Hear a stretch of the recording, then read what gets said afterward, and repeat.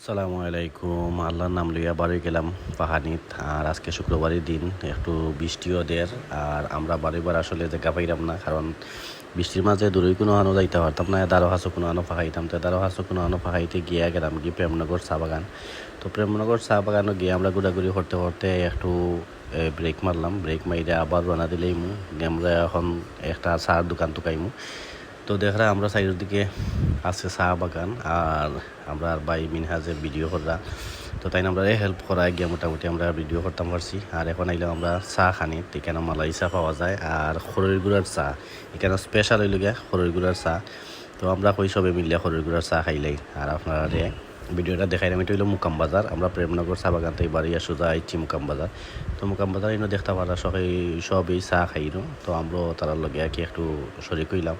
তো আমরাও চা খাইলাম আর আপনারা ভিডিওটা দেখাইলাম। সবে ভিডিওটা লাইক কমেন্ট করবা, শেয়ার করবা।